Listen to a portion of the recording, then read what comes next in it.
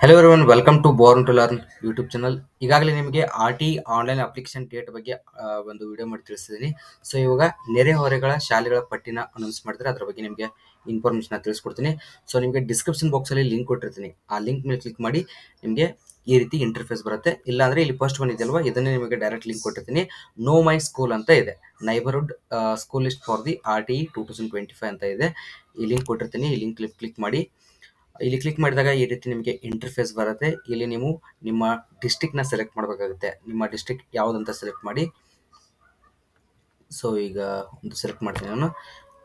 Next one, ಇಲ್ಲಿ ನಿಮ್ಮ block ಯಾವುದು ಬರುತ್ತೆ ಆ ಬ್ಲಾಕ್ನ ಸೆಲೆಕ್ಟ್ ಮಾಡಬೇಕಾಗುತ್ತೆ.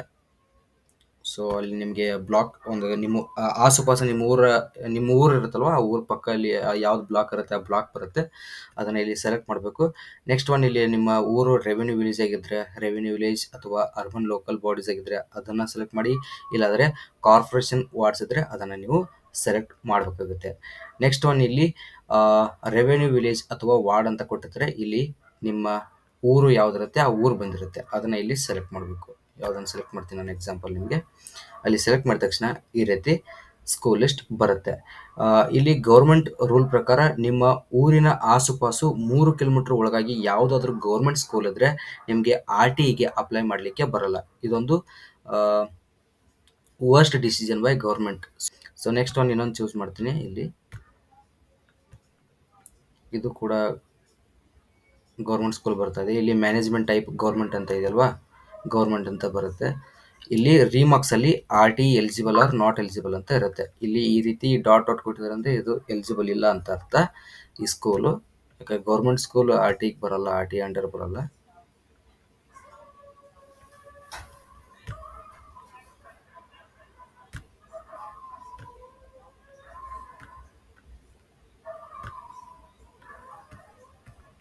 ಇಲ್ಲಿದೆ ನೋಡಿ. ಸೊ ಈ ಊರನ್ನು ಸೆಲೆಕ್ಟ್ ಮಾಡಿದ್ದೆ. ಇಲ್ಲಿ ನಿಮಗೆ ಎಲ್ಲ ಸ್ಕೂಲ್ ಲಿಸ್ಟ್ ಬರುತ್ತೆ. ಗೌರ್ಮೆಂಟ್ ಅಥವಾ ಗೌರ್ಮೆಂಟ್, ಪ್ರೈವೇಟ್ ಅವ್ರ ಪ್ರೈವೇಟ್ ಅಥವಾ ಪ್ರೈವೇಟ್ ಇದ್ದರೆ ಪ್ರೈವೇಟ್ ಎಡೆಡ್ ಇದ್ದರೆ ಪ್ರೈವೇಟ್ ಎಡೆಡ್ ಅಂತ ಬರುತ್ತೆ, ಅನ್ಎಡೆಡ್ ಇದ್ದರೆ ಅನ್ಎಡೆಡ್ ಅಂತ ಬರುತ್ತೆ.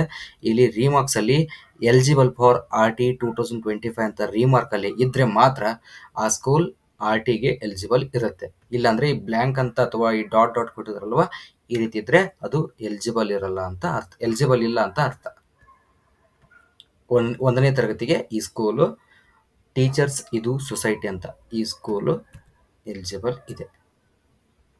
ಸೊ ಇದೇ ರೀತಿ ನೀವು ಸೆಲೆಕ್ಟ್ ಮಾಡಬೇಕಾಗತ್ತೆ. ಮತ್ತು ನಿಮಗೆ ಆರ್ ಟಿ ಏನು ವೆಬ್ಸೈಟ್ ಇದೆ, ಆ ವೆಬ್ಸೈಟಲ್ಲಿ ಹೆಲ್ಪ್ಲೈನ್ ನಂಬರ್ ಇರುತ್ತೆ. ಆ ನಂಬರ್ಗೆ ನೀವು ಕಾಲ್ ಮಾಡಿ ಕೂಡ ವಿಚಾರಿಸ್ಬೋದು. ಅವ್ರಿಗೂ ನಿಮಗೆ ಹೆಲ್ಪ್ ಮಾಡ್ತಾರೆ. ಏನಾದರೂ ಡೌಟ್ ಇದ್ದರೆ ಸಾಲ್ವ್ ಮಾಡಿ ಕೊಡ್ತಾರೆ.